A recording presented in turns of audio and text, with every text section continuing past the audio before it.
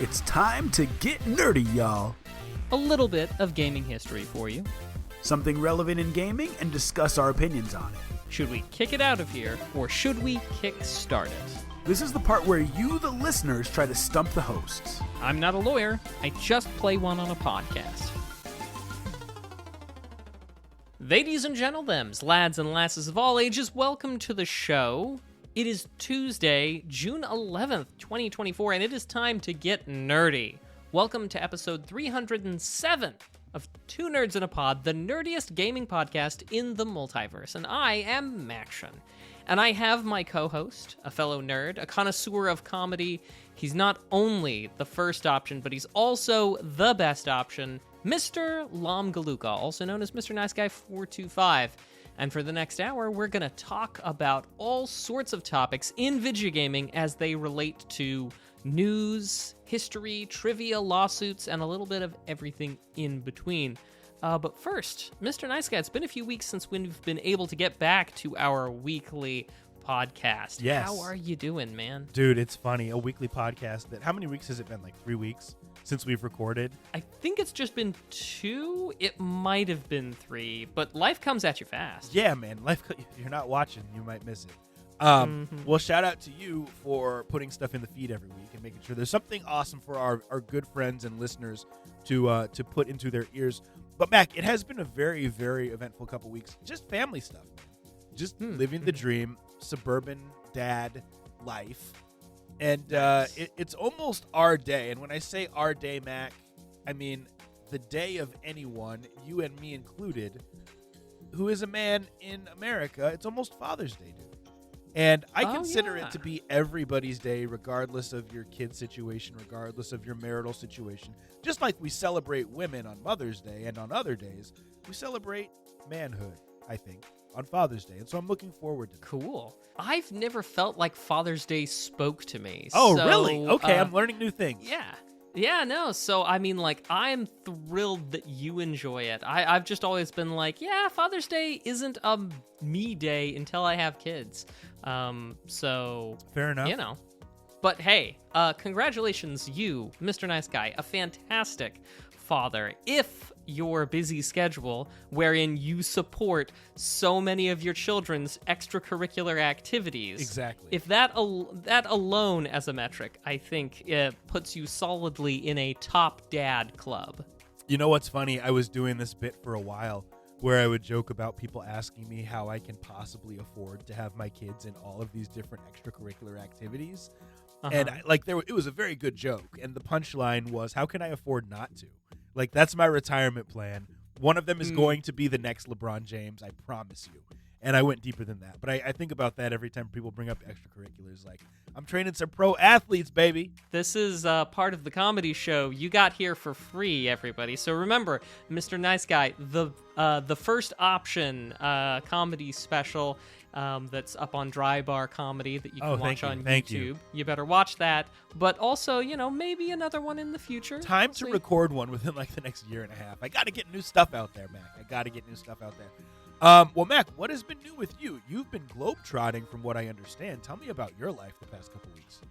Well, so long as globetrotting is now exclusively limited to several hundred miles in the Pacific Northwest and West, then yes. That counts. That counts. So first I did a trip to another city in Oregon to hang out with some family because it was their birthdays. And so we had good times. We had a holiday weekend. Didn't get back as soon as we had expected, but also we came back with a cat. It's a little bit. Yeah, it was a little bit of a surprise, but also like a good thing. So like we've got a cat now. That sentence was a surprise as well. I was not expecting that. I try to keep people guessing. But also it's been great though, so far. And maybe I'll tell you some more stories about that. But also I went back to Utah, flew out there to go to a friend's wedding. Some friends from high school Nice. that they had gone to junior prom or whatever together, but just wasn't right, what have you, went their separate ways. And then nearly 18, 19 years later, came back together and are getting married, and like a fantastic service, lots of friends there, lots of people that I hadn't seen for the better part of 15 years, or in some cases 20 years. And it was kind of a wild and surreal sort of trip. Even got a chance to hang out with family thrown Nice. in there. Friends who we got together and played a game of GURPS, which for those of you who Awesome. don't know, it's the better D&D. Just good times. So, like, it has been a lot, but a lot of really good and fun stuff. I gotta know, did you dance at the wedding? Did you shake your groove thing? Of course I shook my groove at the wedding. Dude, You know, that's I just get in the groove. That is a hidden reference to something later. Nice. Well, we'll look for that Easter egg later. Mm-hmm. I don't want to get too off topic, but I gotta say, there's this TikTok thing going on right now where people are posting pictures of their parents dancing and saying, I asked my parents to dance like how they used to dance in the 80s. And they play this 80s song. And for whatever reason, I just picture that that's how you dance. Not because you're old school, not because you're not down with the 2020 stuff, but just because you're a man of the people. And I could see you having those 80s style dance moves. And I wish I could have been there to witness it. But what else, Mac? Tell me more. What else is going on? Or is, I mean, you've told me plenty already. I don't know how you could top what you've already said. Is there more? I think that's about it. There's lots of like fun little stories, but I don't want to bore everybody. Just a taste, and that's you can ask if you want more later. Mr. Nice Guy, I think we've got some stuff to chat about. We do. And I was just going to say, well, then why don't we do what we do best and hop right up in that gaming news, Mac? How do you feel about that? Absolutely. What is new in Vidya Gaming? Because I've been out of the loop. Dude, so much. And once again, this is Two Nerds in a Pod, episode number 307. Thank you for tuning in, those of you who are here live and those of you who are here after the fact. We appreciate each and every one of your ears. Mac, so much to talk about. Obviously, Summer Games Fest just happened, which has been the replacement of E3. I'm not going to go through every single announcement that took place, but I've got to say, without a news article to reference, I think that this is the future. And we've talked in the past about, is it going to be digital forever, these types of game showcases, or will we some point get back to the in-person E3, the PAXs that still happen? I think this is the future, man. Like, just being able to sit at your computer and get all the info. What do you think? Are you still old school about this, or what do you think? Look, I have had the good fortune to be able to go to E3. I've had the good fortune to go to many in-person conventions, technology, or even, comic cons and the like. And there is something fun and special about the in-person thing. However, from what I know about how things were working out, basically we had made it completely or almost functionally impossible for people to go and present their games if they didn't have the backing of, Sony specifically. Yeah, or whatever else. Or one It of was the like, big three, right? Yeah, it was just because the cost for floor space was so prohibitive that, you basically had to have a medium to large size publisher backing you in order to go to these things. At least E3. Smaller in-person conventions, more approachable and easier, but yeah. And so basically what I'm getting at is, I'm old school. I'd like the old stuff.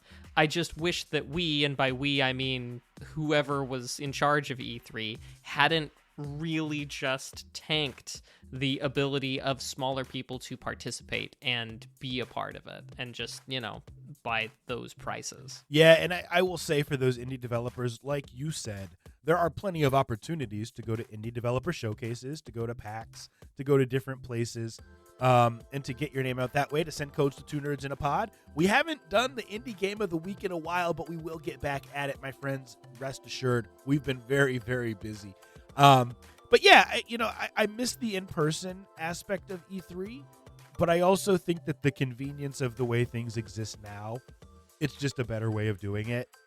The idea of people flying to LA, getting a hotel, paying for food, experiencing nightlife, all at the cost of trying to get your game's name out or cover games in that way. It's so much easier to just watch a live stream and react live or react after the fact. And I just don't see us going back. So Sure. those are my thoughts. But on the flip side, now we'll just highlight Galvatron's comment in the chat here. Says, according to Kotaku, Kylie Jeff Keighley, yep. charged $250,000 for a 30-second trailer at Summer Games Fest. That seems pretty steep.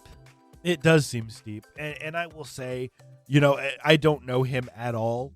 There have been rumors and maybe even some facts that he had approached E3 about trying to present things in his own way, and they had not treated him in a way that he felt was respectful. And so some people have interpreted Summer Games Fest, his taking advantage of E3's downfall, as almost a vengeance mission. I just think that that's business, right? When you see an opportunity, you seize it. What is business if not vengeance? Right, yeah. Whether or not you have bad blood, right? And if there's some vengeance on the side, then that goes with it. But, Yeah. The man needs to make his money. I do think $250,000 for a game trailer is quite high. But I think that... What are they charging these days for a 30-second at the Super Bowl? Oh, way more. Way more. I don't know. We're going to have to fact check that. But regardless, shout out to Keighley for putting something together that is very successful and maybe the future. So, Mac, any other comments on this? Yeah, $7 million 2024 for a 30-second spot. So, hang on, doing some math here. 7. Yeah. Divided by 250,000. Carry the 3. 30 seconds at the Super Bowl is apparently 28 times more valuable than 30 seconds at the Summer Games Fest. I don't know. So maybe he is overcharging, because I would bet there's more than 28 times the people watching the Super Bowl than there are watching the Games Fest. That's just my thought. Yeah, although one could certainly make the argument that the audience is way more targeted. Oh, 100%. And ready for what you are pushing rather than that broad thing from the Super Bowl. I still think it's too much money, but, I mean, just to give the best argument there. No, you're 100% right. You very much know who you're talking to when you're watching Summer Games Fest. Yeah. Cool. Well, on to our next topic, which is on GameSpot.com. It's about the Asus ROG Ally. It's now $400 at Best Buy, Mac. This is written by Brendan Hess at GameSpot. PC gaming handhelds are one of the most convenient ways to play your Steam, GOG, or Game Pass Ultimate libraries on the go, but they're also pricey. Luckily, if you've been waiting for a solid deal on one of the best of these devices, you can save $100 on multiple models of the Asus ROG Ally at Best Buy right now. To sweeten the deal, you get the official travel case and 1 month of Xbox Game Pass with your purchase. The ROG Ally is the most popular Windows-based gaming handheld, and these deals are the best yet for both models. Now, Mac, I do believe that the new version, which is going to be black instead of white, the Asus ROG Ally X, has been announced. I don't quite know the specs. My question for you, though, as a Steam Deck owner, as someone who has embraced the PC gaming handheld and even played some AAA titles, I believe you're playing Baldur's Gate 3 right now. Yes, indeed, sir. Is there anything that your Steam Deck doesn't do that you want it to do? So obviously it can't bake brownies. It can't pour a glass of water for you. But in terms of what you, Maction, want as a gamer, is there anything that you are not getting from the deck? I have yet to find anything that I couldn't get done gaming-wise with the Steam Deck. And while I don't want to throw too much shade on the ROG Ally, I'm glad that it is the #1 Windows-based portable gaming system. Because, as we know, Linux-based for the Steam Deck. And one last thing that I just love about the Steam Deck is that because Valve went Linux-based for it, the support now for gaming on Linux computers is improving. It has improved insanely well. It's just been fantastic. And that's also useful because if any of you aren't a fan of what Windows is doing with their operating system now or in the future, you don't necessarily have to sacrifice gaming if you decide to go to the only other viable alternative, which is Linux, with a bit of a learning curve. You won't have to leave your games by the wayside, which I think is a fantastic positive of all of this. Yeah, so for me, and I would say this, you can correct me if I'm wrong, I think that my gaming palette may be a little bit more diverse than yours. I think possibly, yeah. Okay, fair. So we're on the same page here. And so there's a handful of games that I would like to play on the Steam Deck that may not be in your purview. You know, games like Destiny 2. If Destiny 2 absolutely. or Call of Duty Warzone was available on Steam Deck, it would be game over. I'd be on those all the time. And so the ROG Ally can do that. The challenge with it, as you know, and as we all know, is that Windows is just not ideal for a gaming handheld. You can't really suspend your game, like you can with the Steam Deck, because Windows just doesn't function that way. But it's good to know that we have both for both types of people. We really, and maybe we already have it, but we really just need something that's a hybrid of both, where I can play those games that for whatever reason Steam is not allowing me to play due to kernel access that's required, or just not being able to do Windows without dual booting, but also to have the interface that Steam Deck offers that you can't get on a Windows-based handheld. So we're in a good time. It's a good time to be alive. It is. It's a great time to be a gamer. Well, Mac, one more news story today. And like I said, we're not going to go through all of the announcements that happened at Summer Games Fest. I feel like that would be redundant. You can get that content lots of other places. But what we will talk about is Xbox. Because I feel like Xbox had a very good showing. I think that that's generally accepted. And it almost made me wonder if we have been too hard on them as a gaming community, saying that they don't come up with new IPs enough, saying that it's the games that sell the hardware, stop making new hardware. And Mac, people were anticipating an Xbox handheld. It was not announced. Instead, we found out that they will be releasing some new consoles this holiday season. I think that is unneeded, but my question for you today is more based around their existing IP. We praise Nintendo sometimes for having been able to make Mario, Zelda, Donkey Kong, Kirby, Metroid, Pikmin, many others stretch for so long. And my question for you is, if Microsoft was to take a similar approach with Halo, Gears of War, Fable, and put those characters into other games, kart racers, tennis games, RPGs, would they get less criticism for lacking software, since that's been what Nintendo has done? Does that question make sense? Yeah. I think we would probably be giving them grief over that, except for RPGs. If we had RPGs involving beloved characters from already established IPs, that one I think we would wind up that they would wind up with praise for, I suspect. But I think, if we had, Master Chief Kart Racer, I think we'd be like, what's going on, Microsoft? Come on, we need a new shooter. But I think RPG is definitely a genre that I think is well-rounded enough, but also different enough that people would probably like seeing those. I don't know, I could be totally wrong. It's been a while since I've Halo'd. No, I totally get it. And I do want to acknowledge what G is saying in the chat. One of the biggest pieces of news that came out the past couple weeks is that Call of Duty is going to be day one on Game Pass. Now, I don't want to spend too much time here because I feel like, once again, we try not to be derivative of what everyone else is talking about. But this is a big deal. I am still going to buy it on PlayStation because there's features on PlayStation that I like. But for those who have Game Pass and would have bought Call of Duty anyway, now you can access it. And if it ends up being one that you don't like, you don't have to buy a physical copy. So, Mac, anything else you want to say about Microsoft before? No, not about Microsoft, but just before we wrap, there was one game that got announced last week that I was really excited about. Which one? Called Wolfhound. And it's the next game released by the same people who did Chasm. So no way! They're back with a new game, and it's not out yet, but they teased it during the whole Summer Games thing. So now, can you give us the quick pitch or the elevator pitch? Is this so? A couple questions. Is this going to be a Kickstarter thing? Is it going to be the same style? Tell us a little. No, not a Kickstarter thing. Similar style because it is a Metroidvania.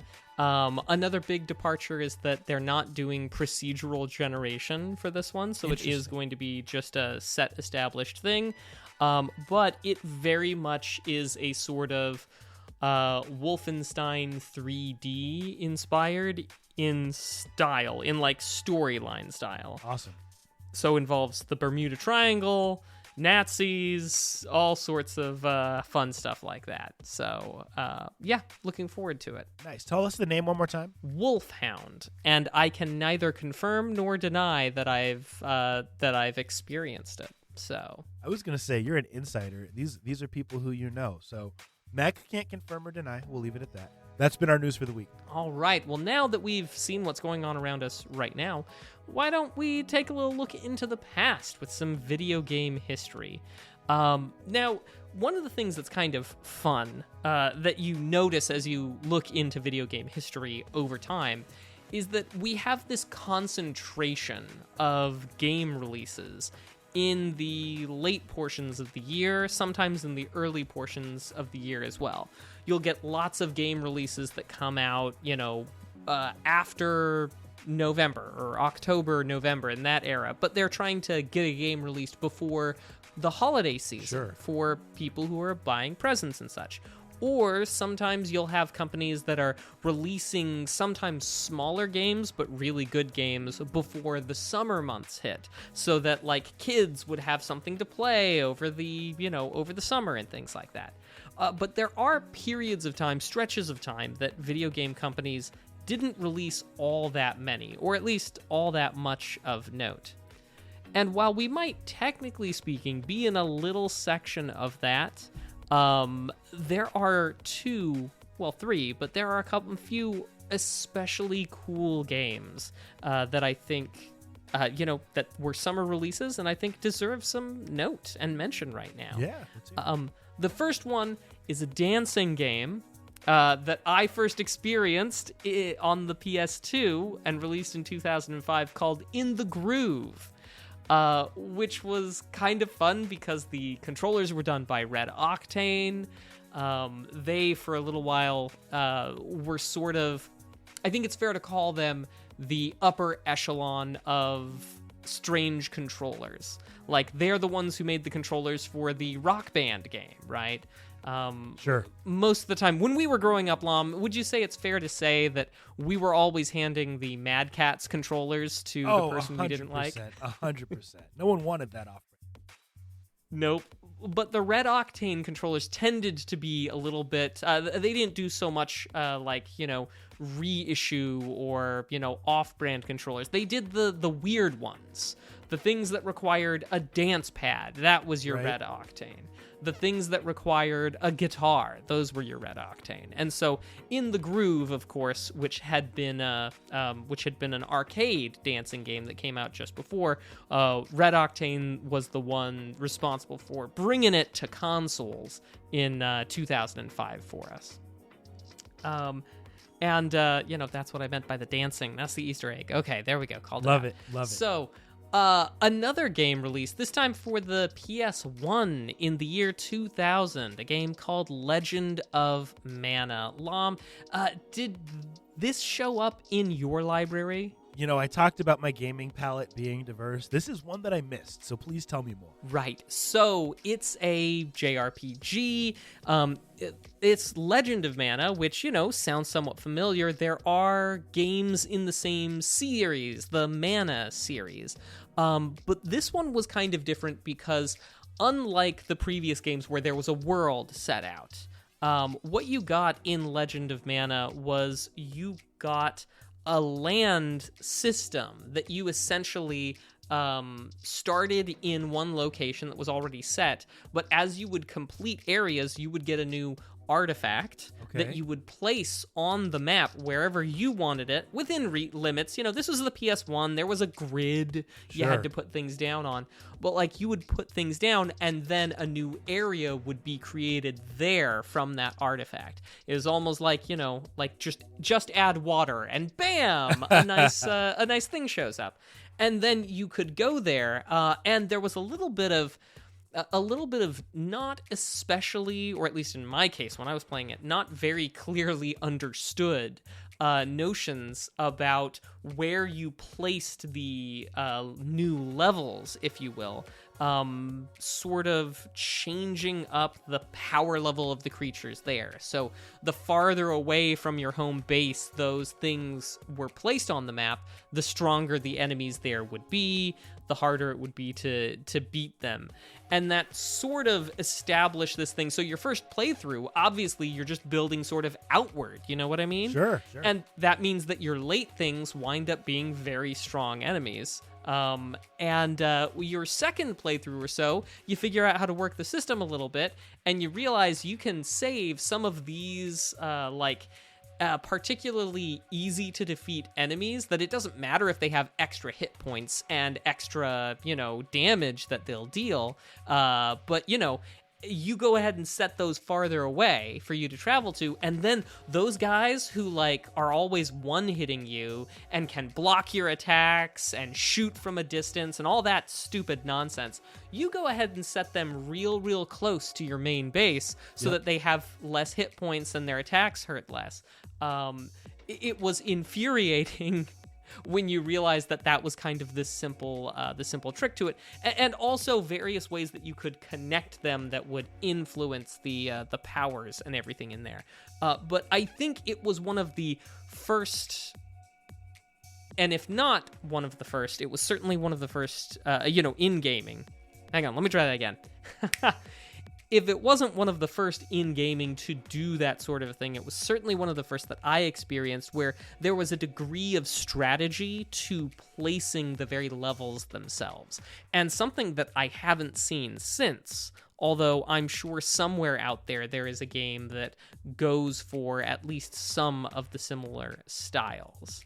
But that's what I thought was always really cool about Legend of Mana. Love it. Third, but I think I may very well have saved the best for last. A 1995 title for the Super Nintendo, a little game nobody's ever heard of called Earthbound. Obviously, I'm being a little bit tongue-in-cheek. Earthbound is well-loved and well-regarded by many. Again, another RPG. But such a wild and kooky game with a ridiculous sense of humor. And there's this thing where the game pulls more or less a sort of 180 at the end, in the last several hours. But things like the enemies show up on the world map, so you can walk around them instead of actually having to fight them if you don't want to grind. Or the weird cartoonish battles and everything. The music, so on point. If you haven't played Earthbound, but if you have played something like Undertale is absolutely right. It flies because Earthbound ran. Love it. And yeah, I'd encourage anybody who liked that sort of thing to go back, give Earthbound a shot. I think you'll find that it very much hits those notes that you like. Whenever I'm watching retro game collecting shows on YouTube and someone finds a copy of Earthbound, it's a good day, because it's not like a super rare, hard to find game, but it is a rare game, and it's very, very highly priced. And so it's a game that's very much sought after. If you have your childhood copy and you didn't already know, keep it, because it's that game. Don't let it go. Hold on with both hands. But yeah, so Mr. Nice Cat, that's what I had for video game history, at least for this week. Love it, love it, love it. Well, ladies and gentlemen, boys and girls, it's time for our topic of the week, where we talk about something relevant in gaming and discuss our opinions on it. Mac, and this week we're going to talk about a little game that I think you would like if you got into it, called Elden Ring. Punishingly difficult, but haven't you played some Dark Souls in the past? I have. I've played the first Dark Souls. Yeah, so obviously there's some similarities between Elden Ring and Dark Souls. Here's what this article is about. Well, before we read the title, let's just say it's on Kotaku, and it's by John Walker. Here's what he writes.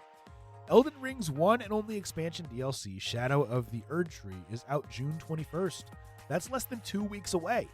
But were you already aware that in order to be able to play it, you need to have beaten both Star Scourge, Radahn, and previously optional boss Mohg, Lord of Blood? Because it seems that of the PC players at least, some 62% have yet to do so. Defeating Mohg requires reaching Mogon's Palace, which requires having the Haligtree secret medallion and using it at the Grand Lift of Rold, near Leodale. Oh, that makes perfect sense, of course. I mean, yeah. Yeah, this is all common knowledge, right? All making sense. Kneel in this corner with the red orb until the until the tornado comes and picks you up. I mean, what could be more clear? That's all you have to do. No player's guide necessary. Or completing Var's questline. Mohg is intended to be taken on late in the game, and more than anything, until now it was completely optional, so it's understandable why some have yet to do it. Mac, we don't really need to read the whole article, but the bottom line here is that 62% of people who own Elden Ring, at least on PC, will not be able to access or play the DLC on day one, which is 2 weeks away, simply because they haven't done the prerequisites to do so. So my questions for you, both from a gamer perspective, but also from a business perspective, what do you think about this DLC being released when the vast majority of Elden Ring owners will not be able to play it? Well, I mean, I guess that's one way to get people to play your optional bosses, that's for sure.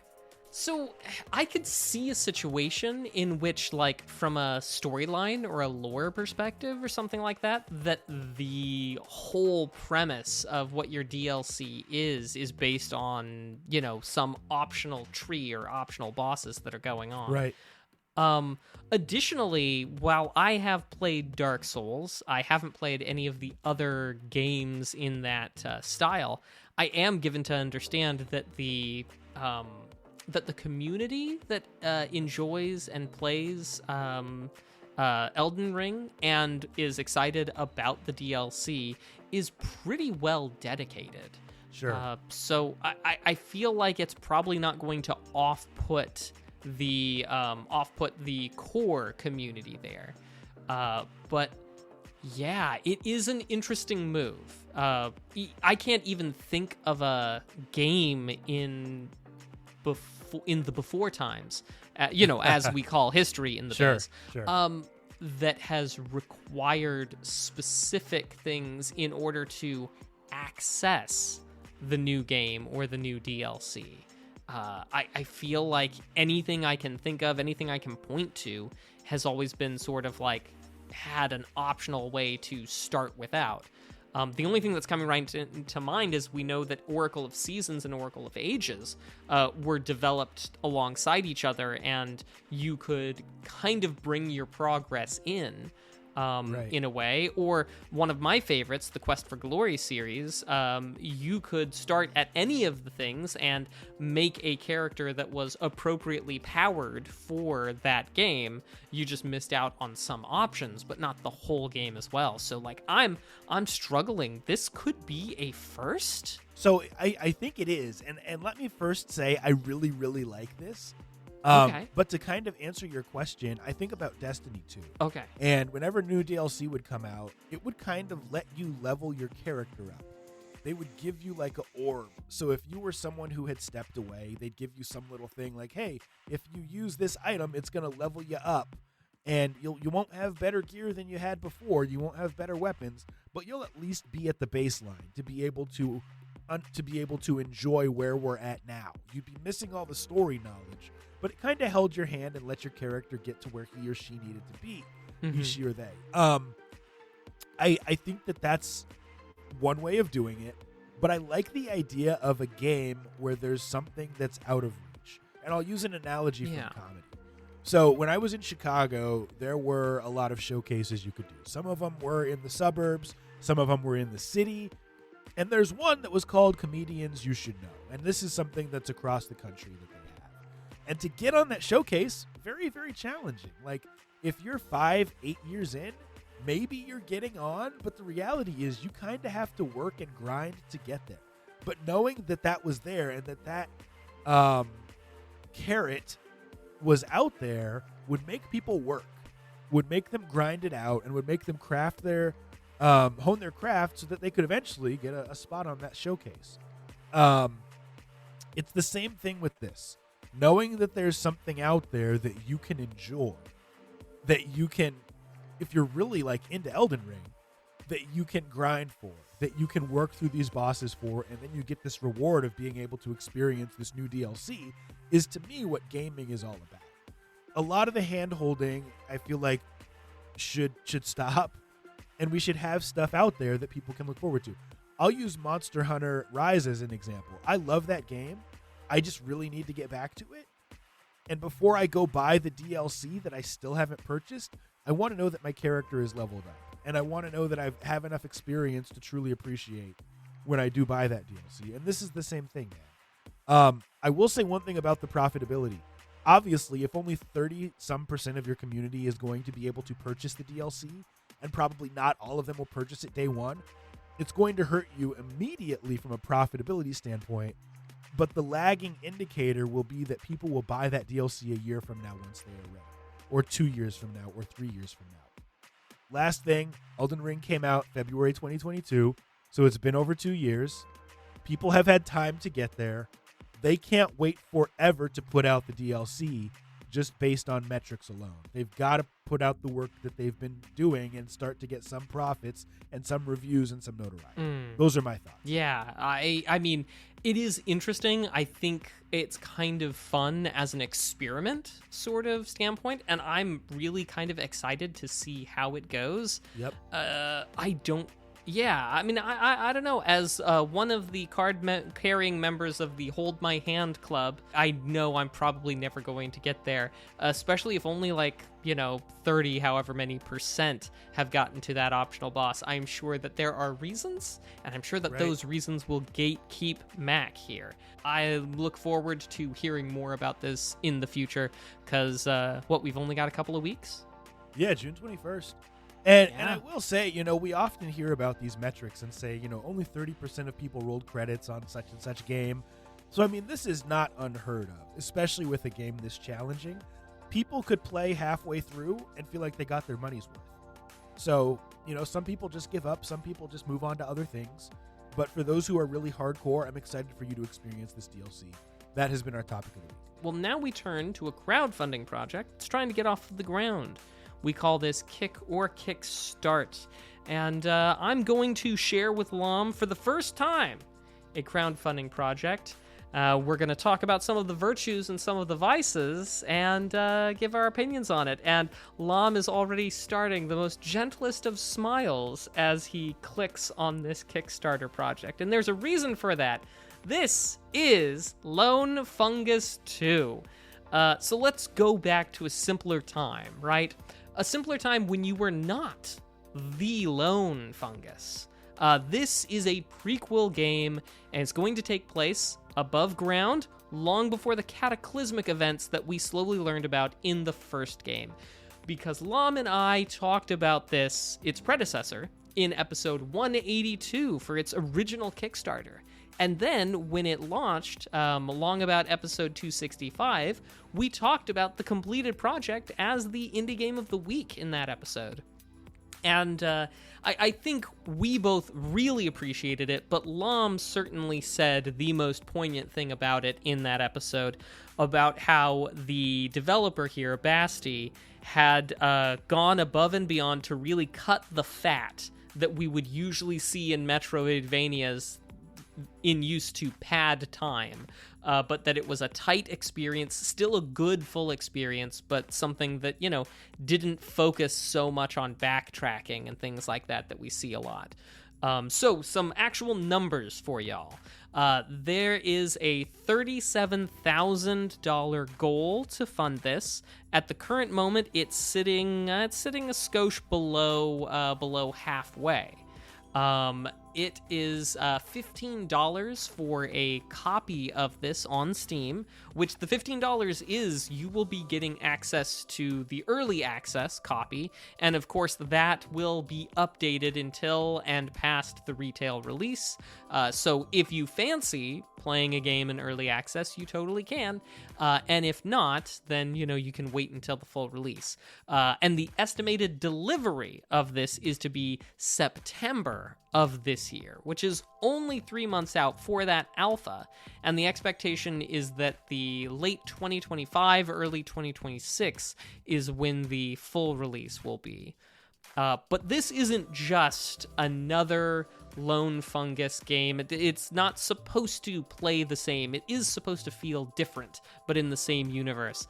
And that's why we've got whip action, 8-directional whip action. Yep. Yes, sir. And yeah, so Mr. Nice Guy, I've vamped for a few minutes. You got any thoughts? So just a couple minor corrections. So in terms of the numbers, I think you said 37,000. It looks like it's 38,159. Just for the case of us being accurate. And currently, a little less than half. With 11 days to go. I will say, I mean, it's no secret. This was the first one was one of my top 5 games. In terms of the stuff we reviewed last year, and we reviewed a lot of games, so this really stood out. I absolutely support Basti kickstarting this, even though the first one was fairly successful, and just pulled it up on Steam. It's currently 45% off the original Lone Fungus at $10.99. He has 531 reviews on Steam, very positive, and most recent reviews are mostly positive. Mac, here's my one criticism of this Kickstarter, and it's no secret that I love this game, and I'm actually going to kickstart the second one as soon as we get done. The release date of the first game was April 7th, 2023, and the estimated release date for this next one is September of 2024. Now, while it is extremely impressive that Basti has been able to put together what will undoubtedly be a great prequel, I almost wonder if Basti should have waited a little bit longer before putting out the second game. And I think that may be what the numbers are telling us. But, I mean, I can recommend the first one without reservation. Go buy it.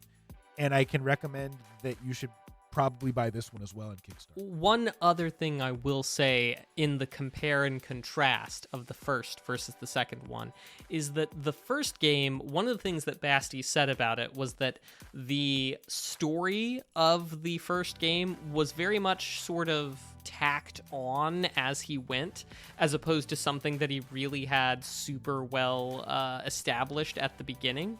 Whereas this second one is very much more story driven. And there's a sort of, as opposed to it being an open world like the first one, this one's meant to put you into specific pathways, and you'll get a chance to go down the other paths later, but you will initially just have to go, like, you'll pick your direction and you'll go for that and then come back for the other things later. So definitely some differences in how he wants to try things. But yeah, Mr. Nice Guy, I feel similarly loved the first one. I know I'm going to love this second one. And I will say, though, I do have a hard rule, and that is you got to show me that you can bring it all together with a playable demo, and I am thrilled to say that, yes, Basti has a playable demo for Lone Fungus 2, so you can check that out, give it a try for yourself, see if it's your type of thing, which we hope it will, and then kickstart it alongside Lom and I, because, yes, already bought it! I gotta say, if this doesn't get kickstarted, I will be very, very disappointed. And 11 days left. It's very possible. Please, if you like these types of games, go support. I vouched for the first game, and I'm excited for the second one. Same here. Please get out there, support. It's good stuff. Take it from us. And that's been Kick or Kickstart, because I think our votes are pretty darn clear. Well, ladies and gentlemen, now it is time for Nerd Flex. Woo-hoo. and Mac has something to say before I dive in. Yes, indeed. Thank you, Mr. Nice Guy. Every so often, we pick up the gauntlet that you throw at us each week with your awesome, nerdy questions, and we toss it back to you with a little thing called a sound test. It is a mystery sound from somewhere, somewhen, somehow in video games, and it's your task to correctly identify it and let us know on social media, email, whatever. You know the thing. Do the thing. So if you're the first one to correctly guess an sound test, let us know which episode, and we will shower you with a gift made with these two hands and sent to your door. But enough hemming and hawing. Good luck. Listen up. You're going to need those ears.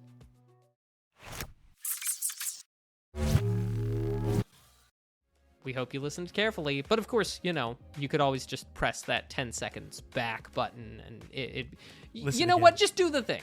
Do the thing. Do the thing. Well, ladies and gentlemen, as you know, if you're here live, you have a job to do. Let us know in the chat your multiple choice gaming-related question. Mac and I will use nothing but our noggins to try to answer. Mac, we're going to start with the test bank today. We got a question that's based on an FPS, which is your favorite category of Woo! gaming. But this is one I believe you've played. Here's the question. Which Bond film is the GoldenEye level Aztec based on? Huh. Wow. Now, I know you've probably played GoldenEye 64. Uh-huh. But are you big into Bond movies like I am? Not especially, no. I can name a few of them, but I don't know. I don't know what Aztec would come from. Yeah, I don't either. But I think it's safe to assume that it's one of the movies that came out before GoldenEye. So that eliminates the Daniel Craig stuff and a lot of the Pierce Brosnan stuff, which is probably what you and I are most familiar with. Yeah. I don't know. I'm just going to throw one out there. I'm going to go with You Only Live Once. Is that the name of the movie? Or is it You Only Live Twice? The Bond movie. I don't actually know. I know one of those is correct. So that's our multiple choice question. Yeah, question within a question. What do you think? I know Moonraker. I feel like something like Dr. No or Mr. No or something. Dr. No's Is that a movie. one? Yeah, Dr. No. Yeah. So I'd go with Dr. No because that's just another one. Because I can't think of any that occurred. You know, if it was in Fort Knox, I would be, Moonraker. Right. You know? Right. So many Bond movies. Well, I'm going with You Only Live Once or Twice. And Mac is going with Dr. or Mr. No. It is Dr. No. Mm-hmm. All right. Well, let's flip it and see what we got. Oh my gosh, Mac. It's Moonraker. What? It's Moonraker. It can't be Moonraker. You didn't go to the Aztec thing in Moonraker. No, but here's the thing, and I think that I forgot about this until just now. I believe in that level, you can actually pick up a Moonraker gun. Yeah, the Moonraker laser. Is that where it came from? Must be. And so, dude, I feel like a teacher would give you partial credit. So, it is what it is. Hey, we learned something new, though. I didn't know that. Some of these, Mac, one of them, just to give a reason why I'm clicking through, one of the questions was, how many rings does Sonic need to collect an extra life? And I feel like questions like that, we just don't need to How waste, dare waste you time with. keep the easy ones away from me? Ugh. I'm just saying. Well, how many is it, Mac? It's 100. It's 100, and I feel like that's way too Yeah, easy. it's industry standard. Yeah, because, I mean, pretty much every... Anyway, okay. Here is a Rockstar question I don't know the answer to. What connects the names Phillips, Clinton, and DeSanta? What connects the names Phillips, Clinton, and DeSanta? D-I-Santa. And I don't know if it's asking if a game connects them or if there's like a prefix. Well, if it's Rockstar, then it's got to be, and assuming that it's a game, right? I don't know any of those names, but I do know that Rockstar has a few different games. One's the Grand Theft Auto series, right? Grand Theft Auto, Red Dead Redemption. And Bully? Bully was a Rockstar game. I don't think that one... I don't know, maybe. Well, I mean, I would just guess Bully because I don't know anything better, and I feel like I haven't heard any Bully stuff in a while, and I don't know. Bully just seems like a thing. I'm trying to think, though. It's been a while since I played GTA 5. And the only reason this went into my mind is that there's 3 names here. And there's 3 main protagonists in GTA 5. And the whole premise of the game is that you switch between the 3 of them and experience different parts of the story. But I can't remember if this is their last names. You had Franklin, you had Michael, and you had Trevor. Yeah, Trevor Phillips. Michael DeSanta, Franklin Clinton. That one I'm not sure about. But I do feel like this could be the names of the characters, the protagonists in Grand Theft Auto 5. Sweet. I'll go with you. That sounds very reasonable. Okay. If I'm wrong, but let's give it a shot. Dude, my logic was correct. Heck yes. Main characters in GTA. Amazing. Dude, I don't know how you do it sometimes. Only because there were 3 of them, so no worries. Well, cool. Let's move on to one more question. Okay, we got another question, and this one is an easy one, but we're going to go with it. It's a Sonic question as well. How can Sonic catch his breath underwater? Oh, you got to go for one of those bubbles under the water that pop up. You got to inhale one of the bubbles by swallowing an air bubble. You're correct. As an aside, there was a point in time, especially during undergrad, where I had to wildly shift my sleep schedule on the weekends to work nights, and during the week to go to school during the day, because that's when they do it. I struggled a lot, nice guy, to wake up sometimes when I was shifting my sleep schedule like that. But I found that danger music that played for Sonic when he was underground or underwater about to die from loss of oxygen, that would get me out of bed like a shot, man. You're crazy. I can't wake up to stuff like that. I can't. I mean, it was a necessity and it worked. Hey, and if you have problems waking up and don't mind the high blood pressure, then maybe this could be right for you. Consult with your doctor. Dude, that music, if I remember, it's like... Yeah.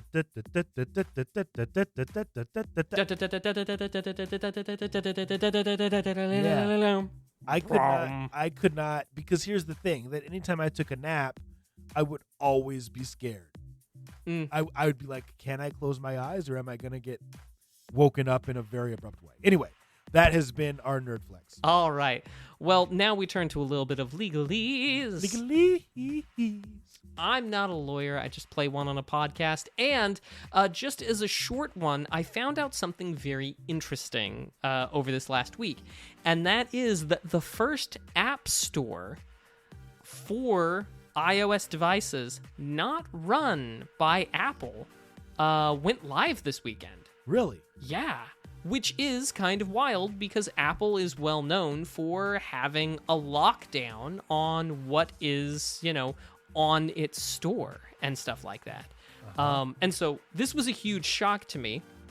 And of course, not only am I not a lawyer in the US, I'm also not a lawyer in the European Union. However, this was all made possible because of a little bit of legalese that got passed over there in the EU in 2022, specifically the Digital Markets Act regulation of 2022, abbreviated to the DMA. Most of the regulations terms didn't come into force until 2023, so it is a rather recent thing. And I'm just going to quote a couple of parts here.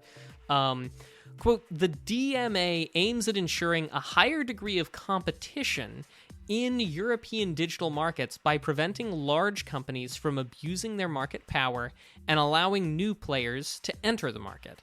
This regulation targets the largest digital platforms. They are gatekeepers due to their durable market position in some digital sectors and because they meet specific criteria. And that's just the quote from, the sort of summary of it. But where the rubber meets the road is that online search engines, social networking, video sharing platforms, operating systems, web browsers, cloud computing, advertising, things like that. If you are in that sort of a thing, these spheres that are very uniquely digital, and you had over a certain market capitalization, or which I'm given to understand, Lom, is called market cap, right? Yeah, you're right. You got it. As a little dummy here, You're not a dummy. Stop it. what's market cap? Yeah, it's basically a way of estimating the value of a company. So if I just said, instead of market cap, I just said it's what the company is worth, that's probably fair? That's fair enough. That's close enough. Okay. Yeah. Yeah. I mean, obviously, as with any simplification, we're losing a lot of nuance that I think's worth there. But yeah, just worth. And so there was a whole bunch of stuff. So they're like, if you're worth over a certain amount, and you're in this sphere where everything is very digital heavy, these sort of digital markets, then you're going to be subject to certain provisions, like you can't take data from two different services and combine them. An example is like Facebook and WhatsApp are both owned by Meta, and they're not allowed to use data from both of the platforms in order to kind of not grant them sort of insurmountable power in targeting advertisement, for example. There's specific things for the protection of business users, a specific prohibition in the case, again, sort of like Google, preventing them from being able to give better Google search results to businesses that specifically integrate their products type stuff. Sure. All these sorts of things to try and keep you from pressuring, newer entrants out. Specific requirements against bundling and so on. And there's a whole lot of legalese that goes into it. But the thing that Mr. Nice Guy, I think, surprised me insanely was the fines are specifically outlined for what happens if they're like, hey, if you don't do this or not do this, as the case may be, fines of up to 10% of the previous year's market cap or previous year's. So your value as a company, you run afoul of this, and the European Union is prepared to fine you 10% of last year's value of your company. You do it again, 20%. So as it stands right now at this moment, Apple, which is worth like 2.96 trillion, would get slapped with a 10% of 296 billion with a B for Apple. Yeah, if, for example, they decided to thumb their nose at these provisions, which, very, very surprising to me, because that's not the kind of fines I'm used to seeing in any sort of legally stuff proposed in the United States. And so we can have a conversation about whether or not these are good ways to address bad behavior, or whether or not that behavior in the first place is even necessarily bad. And I think it's worth having those conversations. But I think one thing that is fairly clear is that the EU is at least setting fines that, that would certainly emphasize a change in behavior that you felt was incorrect. That sort of stuff. So anyway, I'm not a lawyer. That's not the law, but it is legalese. Love it, love it, love it. Well, thank you everyone for tuning in to episode number 307 of Two Nerds in a Pod. We appreciate each and every one of you. Before we go, we have one last segment called What We've Been Watching and What We've Been Playing, where we talk about just that, the cool, nerdy stuff we've been into across all platforms, streaming services, physical and digital media. If you're here live, you got a job to do. Let us know in the chat what you've been playing and watching. Mac, what have you been into the past couple weeks? So the past little while, I've mostly been watching Taskmaster on YouTube. Occasionally been watching a couple of cooking shows, because sometimes they can be nice and relaxing. And as for playing, almost exclusively Baldur's Gate 3, as you called out previously. But that's me, Mr. Nice Guy. What about you? I gotta know, have you finished it? Are you doing a second playthrough? Where are you at? I am very close to completing it, but I know how close I am, so I'm trying to wrap up those few last quests. So I actually participate pretty frequently in a subreddit called Game Boy, which is obviously a throwback to the original Game Boy. And they're doing a little challenge this year, every year, where they have a game of the month. And the game this month is Mole-Mania, which is one of the Miyamoto gems that hasn't ever gotten the notoriety it really deserves. So I had to delete my save file because I found a physical copy a while back. And they make you start fresh and show a screenshot that you're starting fresh to see if you can get through it this month. So I've been playing Mole-Mania, a lot of Balatro on the Steam Deck, and I've hopped back into Dead Cells as well. Mac, this year, for whatever reason, I've been going back to the games that I know I'm going to enjoy, and not really trying as much new stuff other than the indies we've played. So that's where I'm at with that. As far as watching, lots of YouTube, and that's pretty much been it. Mac, why don't you take us home, buddy? All right. Thank you, everybody, for coming out and being part of the show, for helping make episode 307 what it was. We appreciate that you are here. And for anybody who's listening to this after the fact, you can come join us, twitch.tv/2nerdsinapod with the number 2, of course, and participate. Send us your cool, nerdy questions. Try and identify that sound test and everything in between. But until we see you next time at the usual 7 p.m. Pacific, 9 p.m. Central, be excellent to each other and keep it nerdy. We will see you then. Be kind. See ya. Bye.